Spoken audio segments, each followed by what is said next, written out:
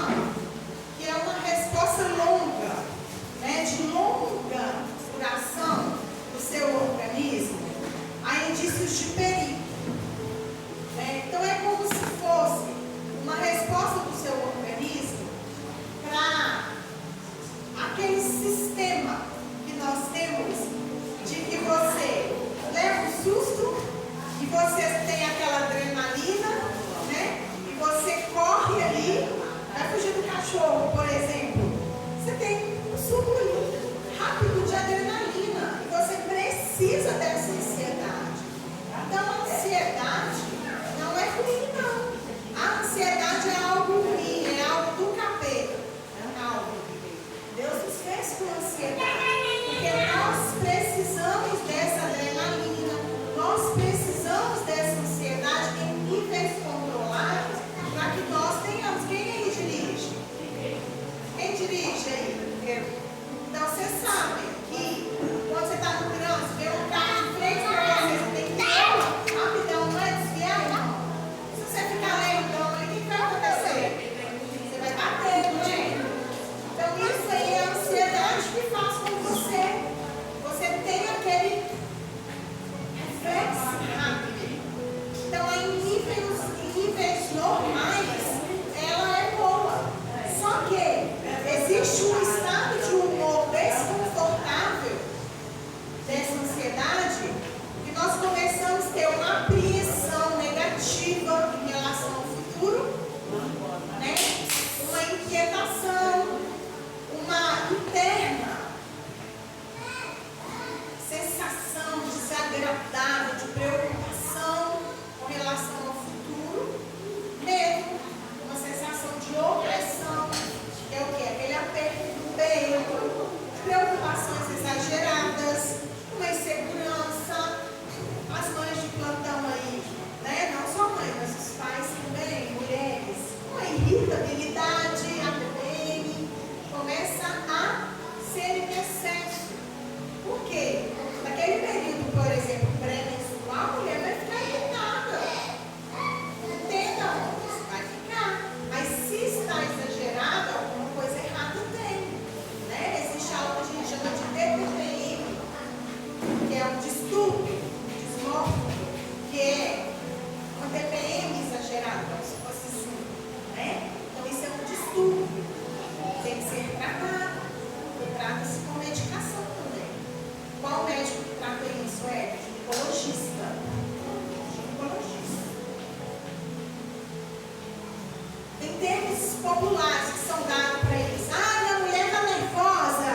Meu marido. Eu estou sentindo uma agonia. Uma coisa ruim na cabeça. Uma gastura. E os clientes falam para a gente, né? O que eles estão sentindo. Já teve gente que falou assim, ah, eu estou com um repuxamento dos nervos. Quem já sentiu isso aí? Sinto dores por todo o corpo. Por quê? As dores psicossomatizam no corpo. Né? Então, aquele estresse emocional, aquela ansiedade, ela vai psicossomatizar o seu corpo físico, causando dores físicas, dores musculares, dores nos ombros, dores nos órgãos físicos. Eu dei uma postagem que eu fiz no meu Instagram falando sobre isso, áreas emocionais e dores que nós temos, né? Sintomas físicos da ansiedade. Talvez você vai se assustar. Eu ministrei para os adolescentes, eles foram até andando para trás, porque assustaram, né? Mas isso tudo é ansiedade. Talvez você tenha esses sintomas e não saiba que isso é ansiedade. Olha só, taquicardia, que é aquela aceleração do coração que dá de vez em quando, a gente fala assim, o coração assim, né? A pessoa faz até o gesto. Palpitação no coração, um desconforto respiratório, você acha que você está com falta de ar, o ar não passa, né?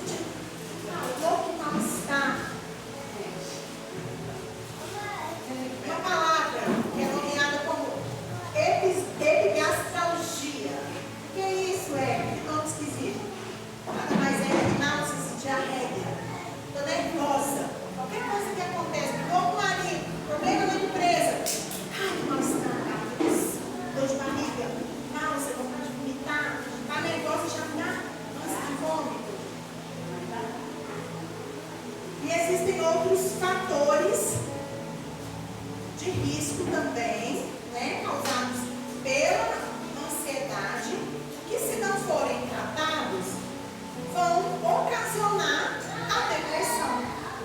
Está me entendendo? Então, olha só, existe um normativo que chama DSM-5, que é um regulamento, né, que é um manual de diagnóstico de estatístico feito pela Associação Americana de Psiquiatria. Ele regulamenta, né, como se fosse a lei, né, que regulamenta os diagnósticos de transtornos mentais. Por esse DSM-5, a gente avalia esses sintomas para poder avaliar se a pessoa vai ter a depressão, se vai ter a ansiedade ou não. Então tem um período que é avaliado, o período que aquela pessoa sentiu aqueles sintomas, o período que aquela pessoa permaneceu. Então existe uma diferença. Ah, não é porque eu estou sentindo esses sintomas que eu estou com depressão, eu estou com transtorno de ansiedade generalizado. Porque existe a diferença entre episódios de ansiedade e crises de ansiedade também. E o transtorno de ansiedade generalizado. Existe uma diferença entre um episódio depressivo e o transtorno de ansiedade depressiva. Transtorno depressivo, aliás, né? Como que é feito esse diagnóstico? O psiquiatra ele faz esse diagnóstico. O psiquiatra ele avalia. Então, qual que é o médico que avalia? O psiquiatra. Qual que é o profissional que vai te ajudar a tratar? O psiquiatra. Muitas vezes com medicação, sim, por um certo período, né? Porque a medicação, muitas vezes, ela vai te ajudar a controlar os seus níveis de neurotransmissores que estão em desajuste. Então, às vezes, nós temos essa religiosidade, esse preconceito de tomar a medicação.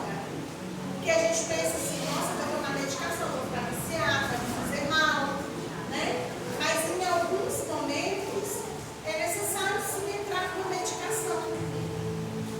Em alguns momentos é necessário, por exemplo, vocês citaram aqui da pessoa que é esquizofrênica. Esquizofrenia é um transtorno mental, é a nível psiquiátrico, precisa ser tratado com medicação. Se a pessoa trata com medicação psiquiátrica, ela vive normal a vida inteira, muito bem. Se ela não trata, ela pode ter crises, e essas crises podem atrapalhar o convívio familiar, relacionamentos, a pessoa pode ficar do nada. Mas se ela trata, ela vive de boa pro resto da vida, né? E tem outros tratamentos que a pessoa vai fazer também.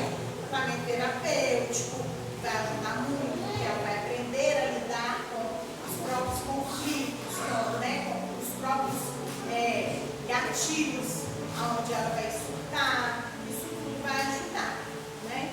E aí, olha só, existe uma ansiedade que é normal e uma ansiedade que é patológica, que é a doença, né? E aí, são vários tipos de ansiedade que podem ocorrer na vida da pessoa. Não vou falar aqui detalhadamente todas, porque são muitas. Vou citar para vocês entenderem. Por exemplo, existem as que são ansiedades de separação, por exemplo, que são fobias.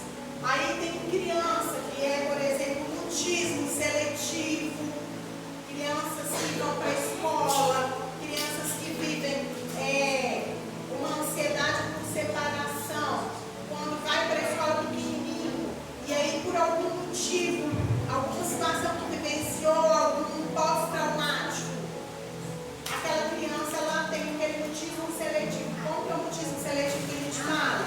É quando a criança ela tem uma seletividade para ter um mutismo mesmo. Ele não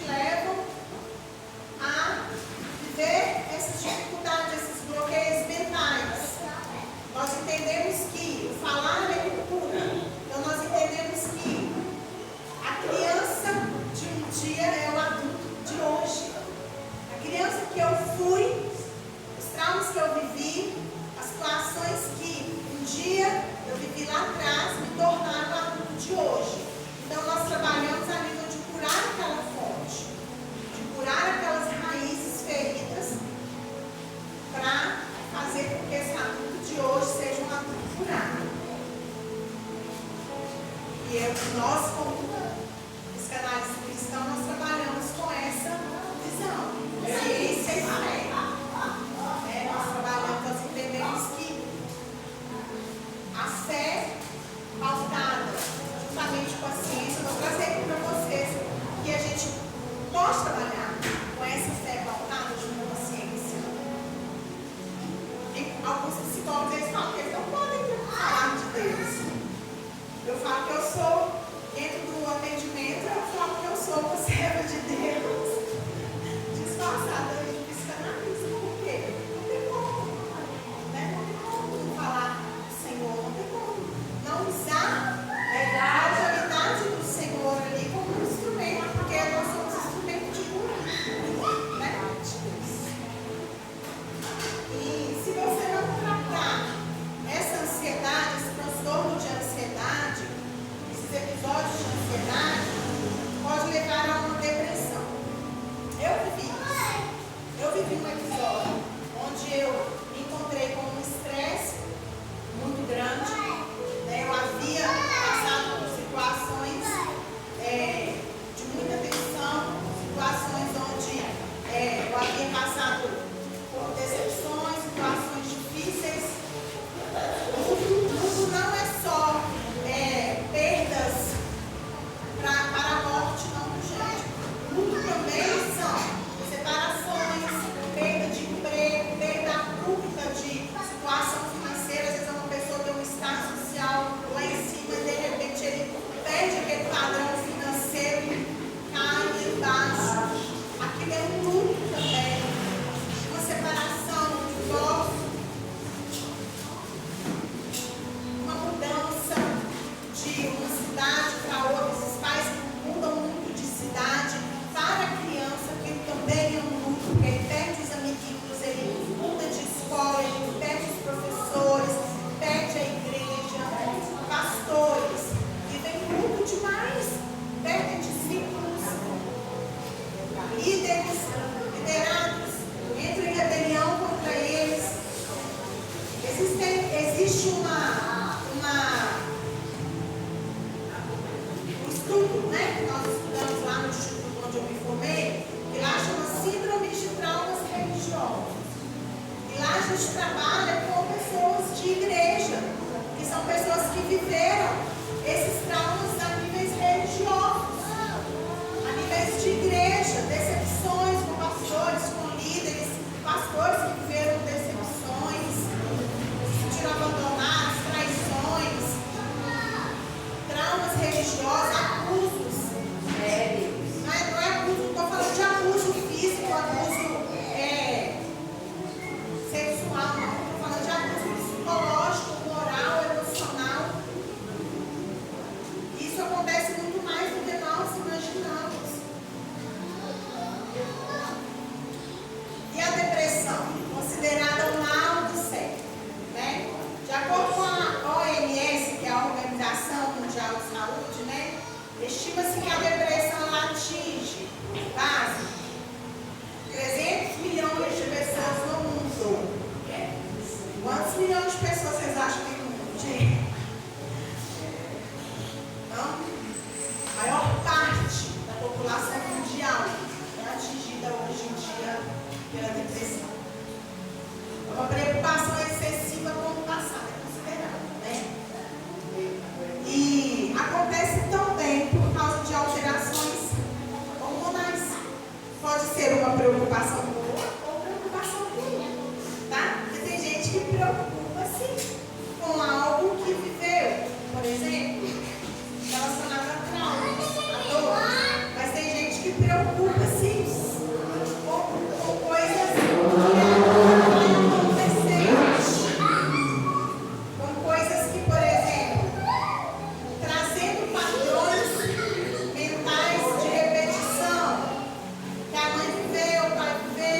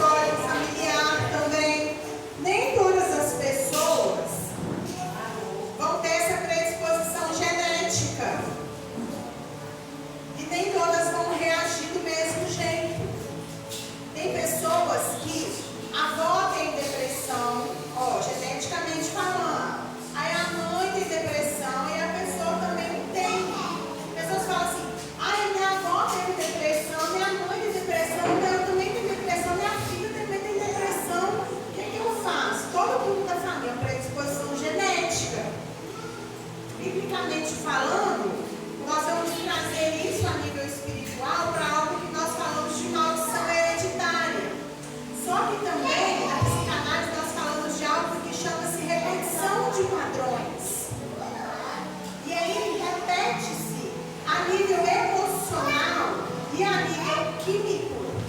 Também essa questão, porque vive-se dentro do mesmo contexto familiar, repete-se o mesmo contexto de emoções, o mesmo comportamento mental.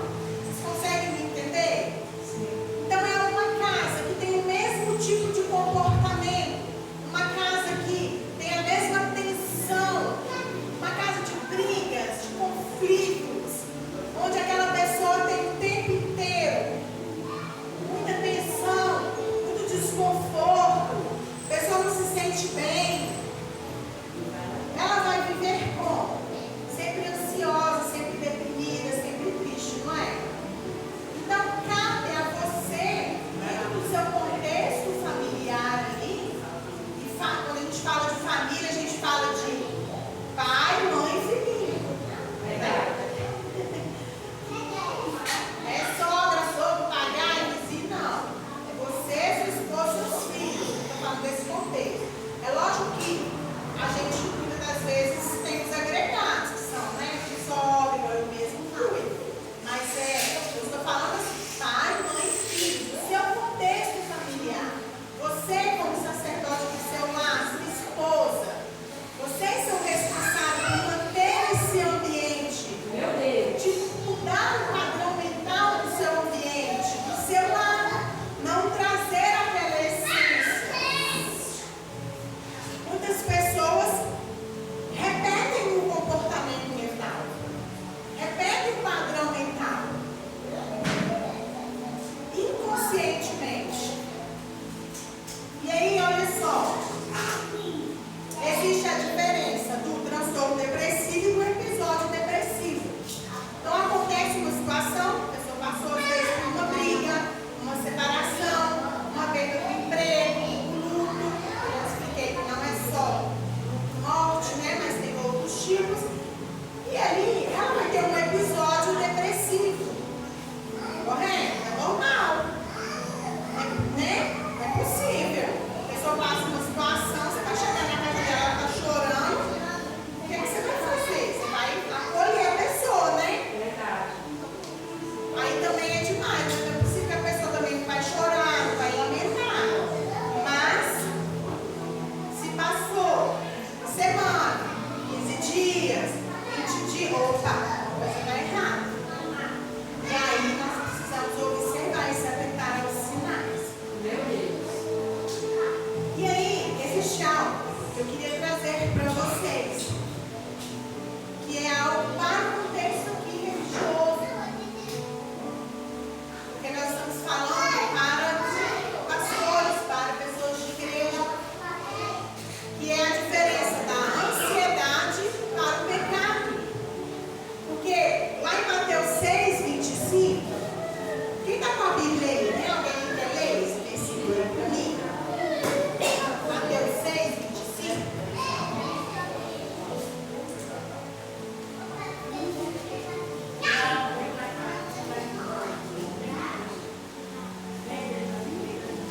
Você quer que leia? Quer ler? Uma voz alta aí de trovão. 6:25. Isso. Portanto, vos afirmo, não andeis preocupados com a vossa própria vida, quanto ao que haveis de comer ou beber, nem pelo vosso corpo, quanto ao que haveis de vestir. Não é a vida mais do que o alimento, e o corpo mais do que as roupas? Algumas traduções falam assim, não andeis ansiosos. Não é essa a palavra. E apesar das consequências que são complexas, a ansiedade, ela não é um pecado, gente. As pessoas confundem. Elas acham, aonde na Bíblia está falando assim, os ansiosos não herdarão o reino do céu. Falando? Tá, pastor? Tá, pastor?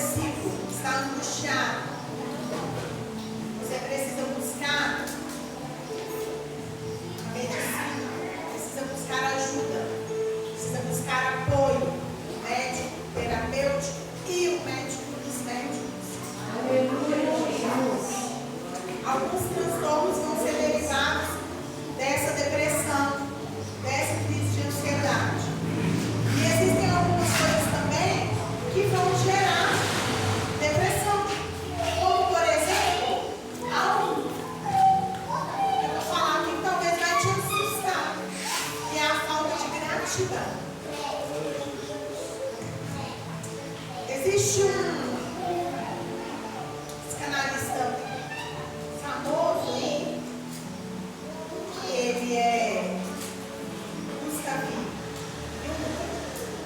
Ele fala sobre a solidão. Ele fala assim: a solidão, ela é perigosa e ela é viciante. Quando você se dá conta da paz que existe nela, não quer mais lidar com pessoas. Olha só, pessoas são egoístas, pessoas pensam somente nelas. Meu Deus. Muitas vezes, quando as pessoas elas se fecham no mundinho delas, se fecham na realidade financeira estável delas, elas não se preocupam. E você, no seu papel de cristão, de servo de Deus, você precisa entender que nós estamos aqui para cuidar de vidas, para cuidar de pessoas. E esse olhar atento para outra pessoa, nós precisamos olhar com esse olhar de empatia, de amor e de cuidado. E entender que, por pior que eu esteja, por pior que seja a minha vida, eu sempre tenho algo para dar para alguém. Meu físico, dentro da minha casa, vocês não podem ter nada, pode ter só o seu arroz com feijão. Mas o seu meio prato serve para alguém, para Deus multiplicar. Da mesma forma que o seu abraço acolhedor serve para aconchegar alguém. E atitudes podem ajudar pessoas. Ah, mas como que eu posso ajudar alguém? Eu não sei. O que eu posso fazer para ajudar alguém nessa situação? Uma depressão, uma ansiedade? Atitudes físicas eu posso fazer, eu posso levar essa pessoa a fazer. Ah, é chegar lá e falar assim: levanta da cama, vamos, você tem que fazer uma caminhada, você tem que fazer uma ginástica, você tem que alimentar melhor. Não, é pegar no nome e enxugar. Meu É Deus. chegar e falar assim: o que eu posso fazer por você? Assim que eu ajudo alguém quando ele está com depressão, quando ele está com ansiedade, quando ele está principalmente de cama, quando ele não está bem. Porque quando a pessoa chega numa situação onde ela não está bem, eu não posso atarefar essa pessoa com mais uma função. Ah, eu fiz uma postagem esses dias no meu Instagram e a pessoa foi e colocou assim. Eu falei sobre isso. Eu falei assim: quando uma pessoa ela está com depressão, ela tem uma sobrecarga mental muito grande. E eu não posso atarefar essa pessoa com mais uma função. Então eu não posso chegar lá querendo ajudar e falar assim: ô fulano, você precisa fazer uma caminhada, você precisa sair, vamos, você tem que sair, você tem que divertir, você tem que fazer alguma coisa, você não pode ficar parado. Eu não posso fazer isso, porque eu vou dar mais uma função para essa pessoa que já está exausta. Aí essa pessoa me respondeu assim: mas, e quando a pessoa só fica na cama o dia inteiro e não faz nada? Na mente das pessoas, aquela pessoa que está com depressão, ela fica na cama o dia inteiro só dormindo e não faz nada. Só que a pessoa não entende que é uma exaustão que, gente, a nível mental, é um cansaço mental. É exaustão, é esgotamento. A nível mental, gera esgotamento físico. A pessoa não consegue nem pôr o pé no chão mesmo, não. Você vai mandar a pessoa fazer uma academia? A pessoa está esgotada. A pessoa não consegue. Eu conheço pessoas, né, que ficaram 15 dias sem nem tomar banho. Chegou para buscar a terapia falando assim: eu fiquei 15 dias sem tomar banho, sem lavar a cabeça. Eu não tinha forças nem para tomar banho. Eu levantava da cama para poder fazer comida e cuidar dos meus filhos. Quem nunca ouviu uma situação assim? Da pessoa chegar ao ponto de não cuidar da sua higiene física, da pessoa não comer, ou a pessoa vai no extremo de comer demais, que é uma compulsão alimentar.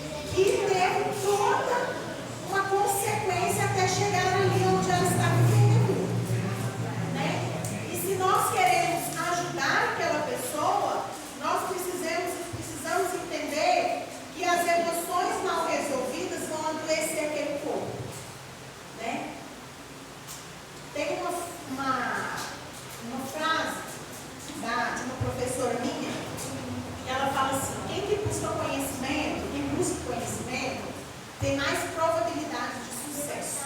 Meu Então, Deus. quando nós buscamos conhecimento, nós aprofundamos, nós temos mais probabilidade de ter esse sucesso. Tanto a nível físico, né, intelectual, quanto também espiritual. Lá em Provérbios 25, 28, fala assim: quem não sabe se controlar é tão sem defesa como uma cidade sem muralhas. Então, quando nós aprendemos a controlar as nossas emoções, a entender quem nós somos, da onde nós viemos, qual é a nossa história, qual é a nossa essência, quais são os nossos traumas, nós entendemos quem realmente nós somos. O primeiro passo é conhecer a nossa identidade, saber de onde nós viemos, quem nós somos, porque aí nós conseguimos entender, né? E eu falo que nós temos algo, eu criei, né? Eu falo isso muito com meus clientes, que eu falo que são os 3 A's que nós precisamos, que é obter o autoconhecimento, o autocontrole e o autocuidado. Então nós passamos por esses 3 processos. Eu me autoconheço. Quando eu me autoconheço, eu conheço quem eu sou, da onde eu vim. Eu brinco, eu falo assim, o que eu sou, covô, não sou, né? Ocotô. Me desculpa. Eu sei de onde que eu vim, aonde eu estou, de onde que eu vou. Não é? Se eu tenho que ir para algum lugar, se eu vou buscar no GPS, eu não tenho que saber onde que eu estou para eu me localizar. Porque senão eu fico perdida. Eu tenho que me conhecer, eu tenho que saber onde eu estou primeiro. Meu Deus. Né? E olha só, como eu estou falando aqui para pastores, eu quero falar sobre o burnout, para a gente encerrar. Por quê?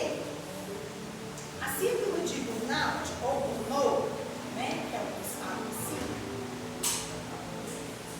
ela é algo que é um nome novo, mas já tem alguns anos que tem sido falado sobre isso. E algumas pessoas têm vivido isso no contexto pastoral e no contexto empresarial. Muitos chefes de empresa, muitas pessoas que são diretores, né, de chefia, às vezes, que têm cargos que lideram muitas pessoas, têm sofrido isso. Por quê? Ela é uma condição multifacetada que afeta geralmente essas pessoas, que são líderes e que são pessoas que têm cargo de gerência, de coordenação, que lidam com pessoas, né? Ah, o que é isso? É caracterizado especificamente, vou falar com termos bem leigos para vocês entenderem mesmo. Exaustão mental e emocional, despersonalização. O que é isso? A pessoa, ela não consegue mais entender quem que ela é. Ela começa a perder a sua essência. Ela começa a perder a vontade de fazer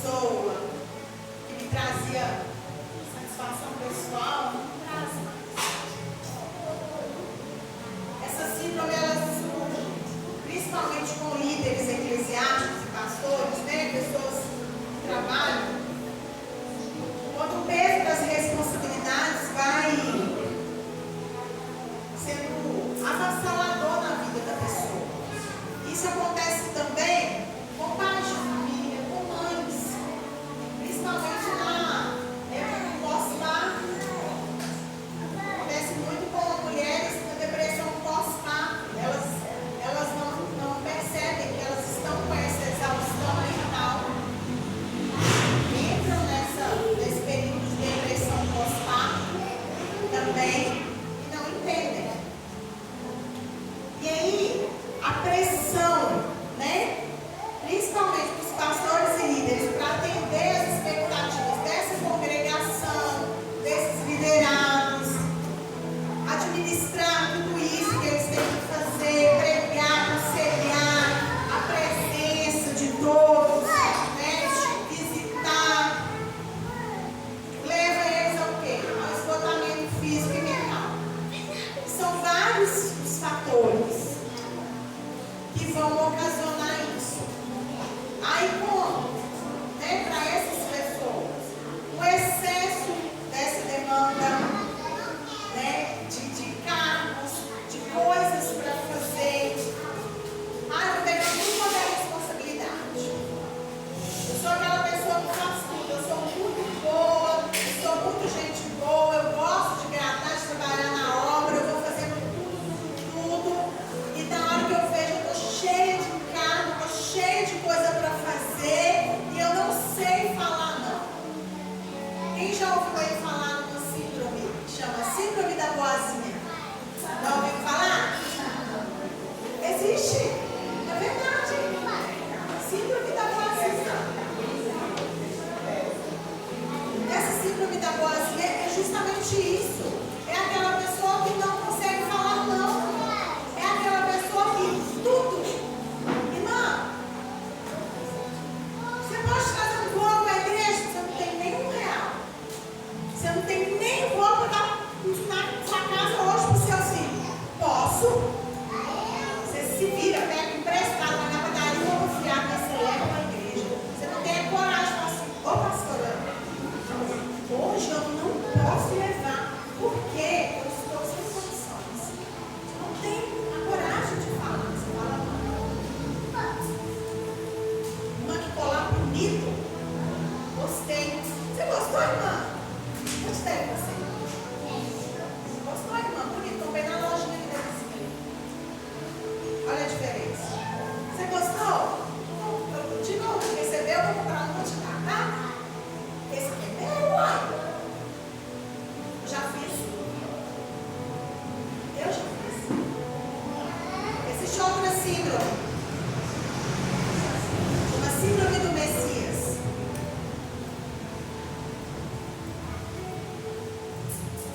Quem aí é antigo já assistiu a novela Salvador da Pátria? Assistiram? É o famoso Salvador da Pátria. Você quer salvar todo mundo, você quer socorrer todo mundo. É a síndrome do Messias. O Messias é só Jesus, você não vai salvar todo mundo. Você não consegue salvar sua mãe, seu pai, seu tio, seu primo, seu vizinho, o cachorro. Está lá dentro do carro com a mulher, com o menino, com o vizinho. Passa a mulher do vizinho.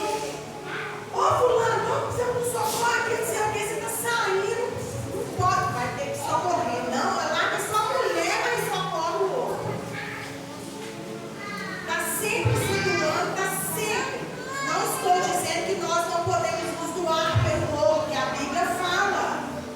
Que nós precisamos nos doar.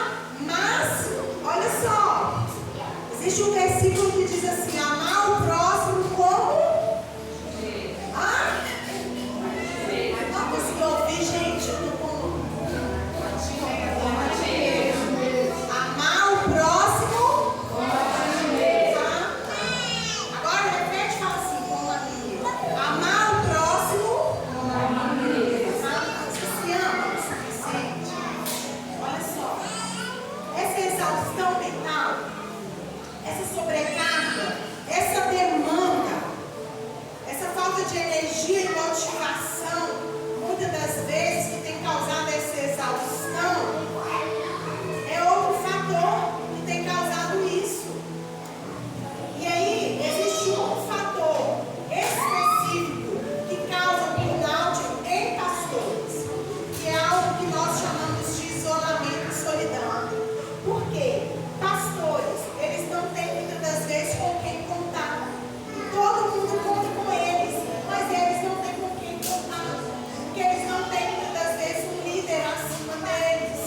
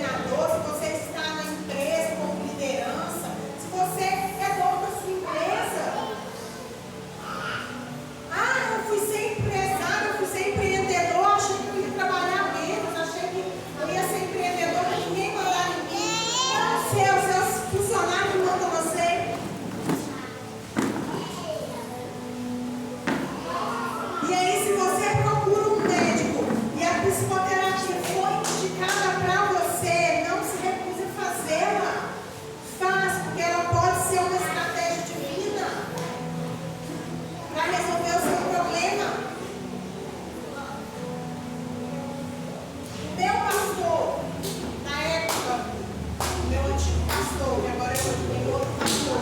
Ele viveu burnout. E ele precisou ser afastado da igreja. E ele não obedeceu o primeiro comando do psiquiatra.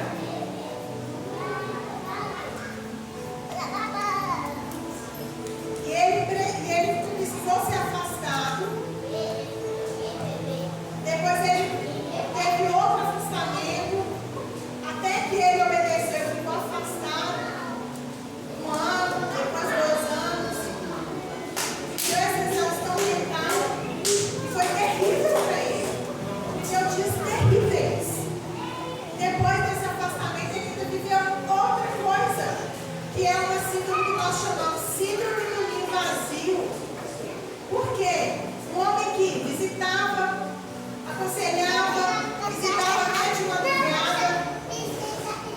Qualquer hora que você ligava para ele, ele estava na sua casa, largava os filhos, a mulher, o que fosse, estava lá.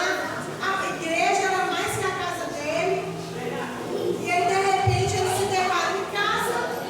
Acho que nem o telefone dele não tocava mais, porque o povo aconselhou, falou: não pastor não, pastor vai de removo, pastor não pode ter preocupação. Então,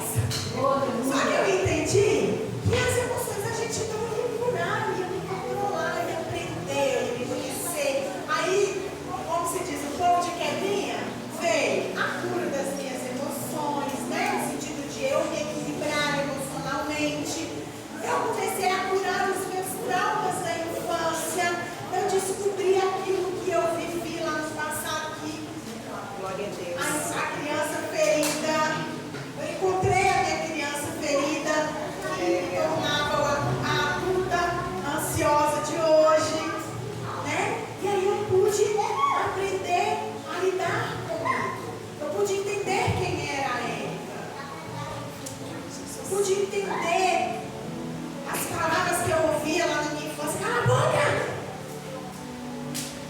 Cala a boca! E eu agora adulta, mãe, eu pude entender. Eu com 40, hoje eu tenho 43, né? Mas eu estudei, né? Na terapia eu pude entender que coisas que eu vivi na minha infância, com 10 anos, uma situação que eu vivi que a minha mãe não me protegeu, eu havia recalcado, eu havia guardado aquilo na memória. Na terapia, eu lembrei daquilo. E aí eu entendi o porquê que eu estava tendo crise de ansiedade, depressão e por quê? Eu mesma, casada, mãe de filhos, líder de uma equipe enorme, já trabalhava com casais e eu me sentia tão sozinha, com dependência emocional até de amigos. Eu chorava quando algum amigo se desfazia de mim. Quase 40 anos nas costas. Eu olhava e falava assim, da boba, só desespero você, era criança de 10 anos ferida. E aí na terapia eu descobri. Foi algo que eu tinha vivido com 10 anos que a minha mãe não havia me protegido. Então eu curei aquele legado materno, curei aquele sentimento de abandono, de falta de proteção, e me curei. E através disso, hoje, eu entendendo as minhas emoções, eu pude me curar, eu pude entender as minhas questões internas, pude me curar até como mãe, pude curar até mesmo aquilo que me feria. O irmão deu um exemplo aqui no copo. Engraçado que eu tinha pensado nisso, tinha esquecido, e a hora que o irmão falou, eu não tinha lembrado de trazer e eu lembrei. Na verdade, não é isso daqui, é cada gota. Quando você vai colocando aqui as suas questões, seus traumas, isso daqui muitas das vezes parece que não é nada, não é verdade?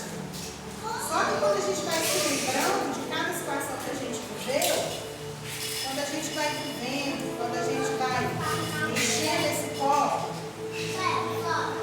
é a primeira gota, gente? Você acha que é a primeira gota que vai encher esse copo? Não é a primeira gota. Só que de repente,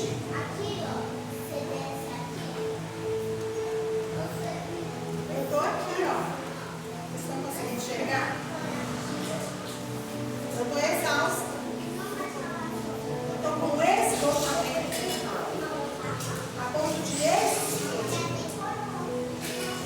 Se de repente alguém vem e fala comigo, o que acontece? Aí, o irmão da igreja veio buscar um socorro. Eu já estou esgotada.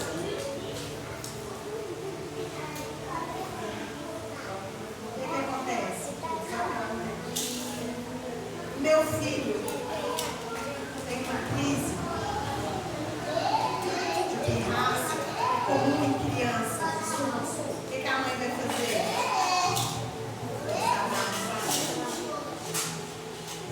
O marido tinha que estressar em casa, com fome, queimei o arroz na minha coisa. O desabafo paralisa.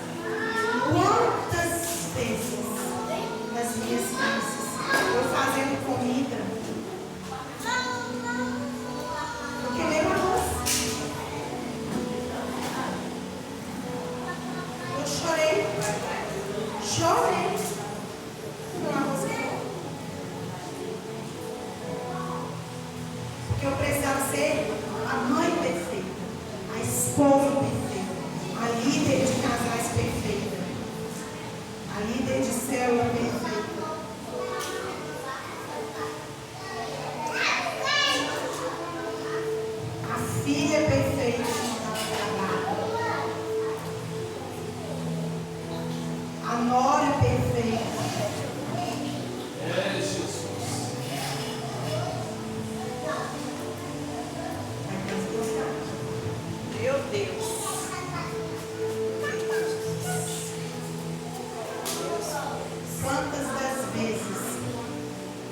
não tinha com quem desabafar.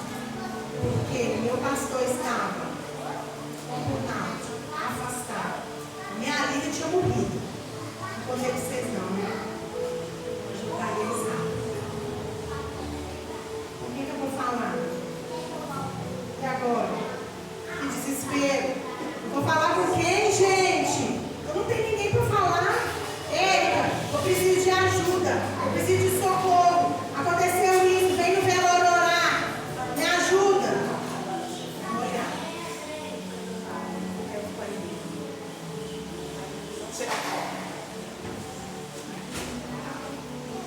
Deu para entender?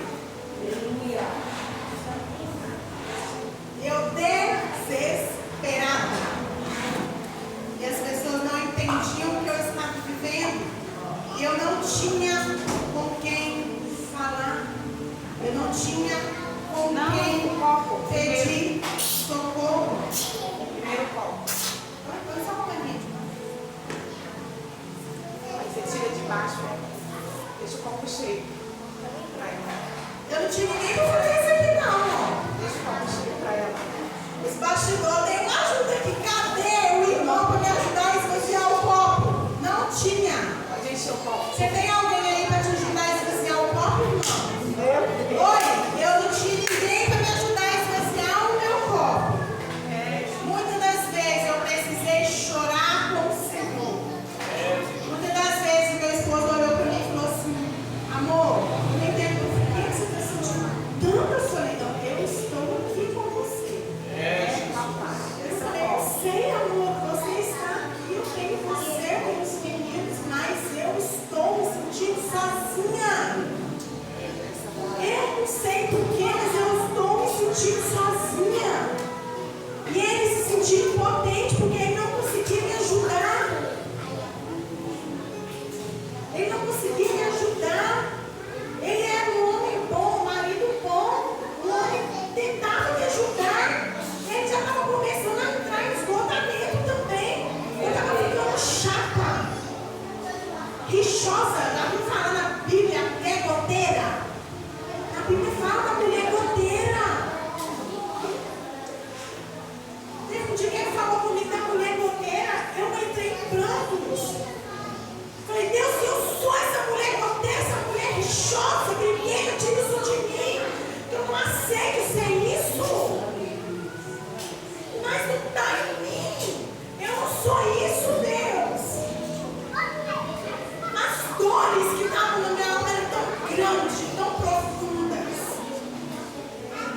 A sobrecarga era tão grande, tão grande. E eu não tinha com quem contar. E com quem que eu ia falar? Jesus. Com quem? Eu não tinha segurança de ninguém. Com quem que eu ia falar? Eu chegava na igreja, eu ficava assim. Aí eu ia chegar para alguém. Aí a gente falou: irmã, ora por mim. Olha, eu tenho que casar, alguém precisa de ajuda. Porque a igreja estava em socorro. A igreja estava toda precisando de ajuda, porque o pastor estava afastado. Então a igreja estava assim,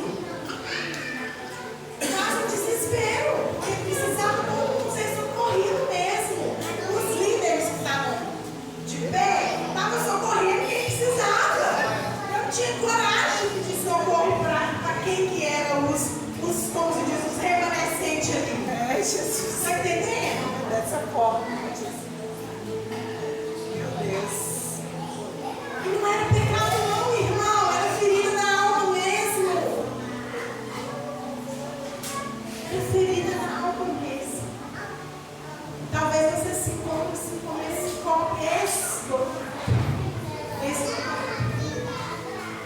eu queria nessa noite, te dar a oportunidade de você colocar para fora qual é a sua ferida. Qual é a dor que tem te machucar? Talvez são muitas. Talvez você vai precisar procurar ajuda terapêutica. Eu não coloco à disposição de te ouvir. Eu sei que tem um anjo aqui também, né? Vai se colocar à disposição depois. Porque falar muito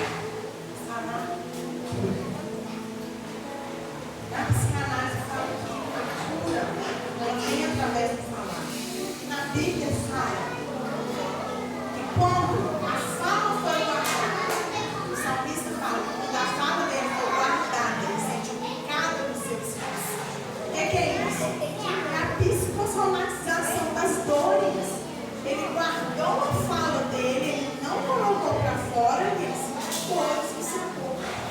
Então nós precisamos falar, nós precisamos colocar para fora.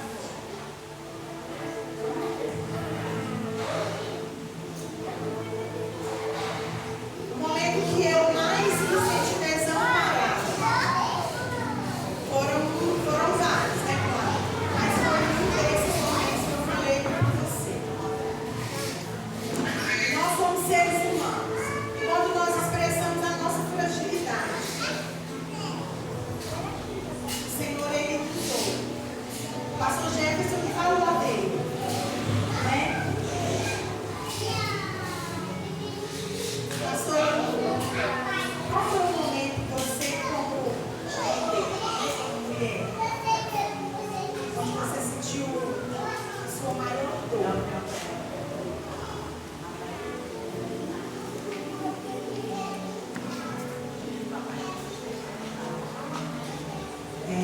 Como uma mulher, assim, eu senti uma dor, porque, como todos sabem, minha mãe, ela viveu 28 anos no crack. E tem 8 anos 7 anos que ela recuperou. E desde pequena eu vim sofrendo essas dores, né? Morava na casa dos outros. E eu carregava isso comigo, que eu falava assim, eu não quero viver uma vida assim. Eu tinha aquele sofrimento assim, eu não quero ter filho de um e de outro. Eu quero ter uma família, porque eu não tinha uma família. Eu morava na casa dos outros, e eu via a família dos outros, e eu falava assim, eu queria ter um pai, eu queria ter uma mãe. E a minha mãe, ela ia, ela voltava, então eu sofria com isso. E assim, de todos os meus irmãos, eu sempre fui a mais sofria, porque eles desistiam e eu nunca desistia de minha mãe. Então, na minha vida, eu sempre sofri com isso, como todos sabem. Mas houve um tempo também na minha gravidez da Sofia, que na igreja, eu chegava na igreja, eu chorava muito e eu não entendia porquê. E sempre as irmãs me abraçavam e era só eu chegar na minha casa, eu chorava. Quando eu tive a minha filha também, aí sempre assim, eu gosto muito de louvor, assim, eu chorava. E a minha filha, ela não entendia porquê. E quando eu fui no médico, até ele me passou um remédio, né? Falando que eu estava chegando na depressão por causa dessa carga da igreja. Muitos irmãos não sabiam, mas havia, né? O Senhor sempre perguntava, e às vezes algumas irmãs chegavam, falavam, davam um abraço, igual a irmã Valquíria, que está ali, né? E assim as irmãs falavam comigo, mas eu estava chegando num ponto do estresse, assim, na minha casa, minha mãe falava comigo, falava, né, que eu estava muito estressada com meu esposo, mas era uma sobrecarga muito grande e eu não entendi o porquê. Então eu lembro que na minha gravidez era só eu chegar na igreja, eu chorava. Eu chegava dentro da casa do Senhor e eu chorava, não entendia o porquê. E na minha casa também, no Secré, era uma sobrecarga muito grande.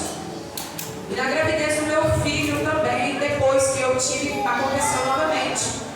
Mas hoje, graças a Deus, eu fui falando com o Senhor. Eu comecei até a tomar o remédio, mas na gravidez dele foram pouco tempo, 3 meses, e o médico falou, olha, pode acarretar alguma coisa no bebê. E eu decidi, ele falou, é uma opção sua, você quer tirar?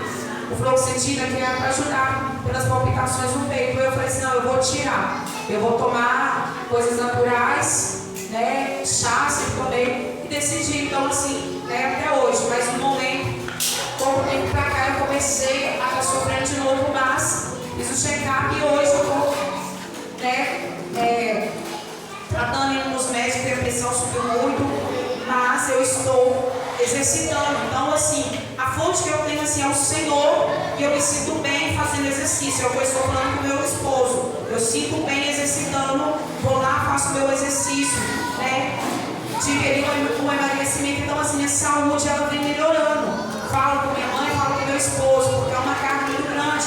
No salão, com os meus filhos, com os membros, com a obra, é algo assim, é uma cobrança, né, que eu vejo. E se eu for olhar, né, ainda eu sinto essas palpitações, dores no peito.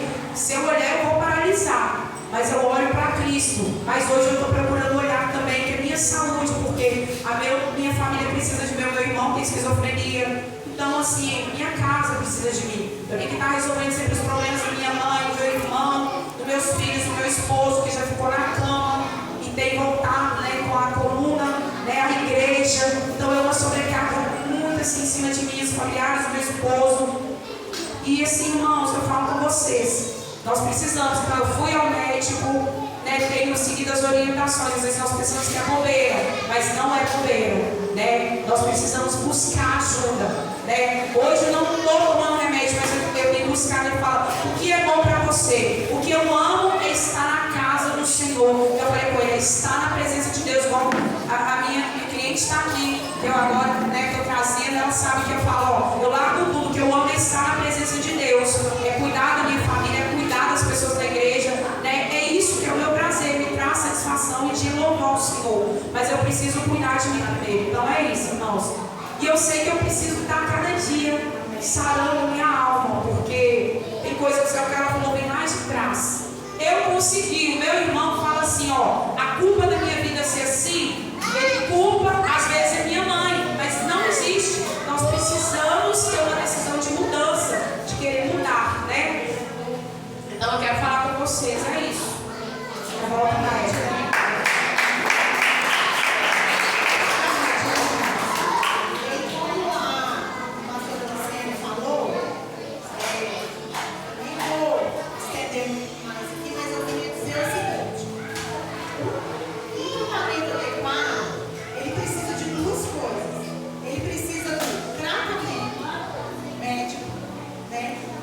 E ele precisa da nossa decisão. A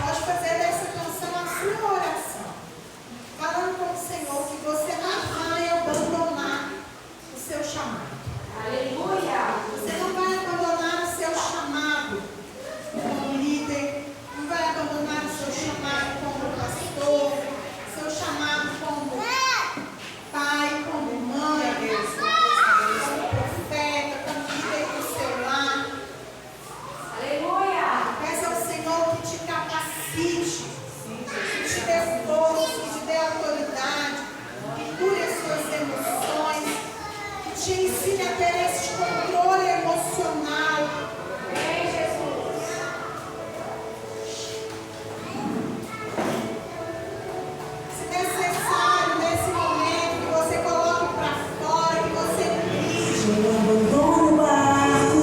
Coloque para fora tudo aquilo que você tem Vou chegar do outro lado e você vai chegar. Meu Deus, querido Jesus, aleluia. Não abandone o barco. Oh, aleluia, Deus. Pois esse seu deserto vai servir de testemunho para levantar Oh, glória. de novo. E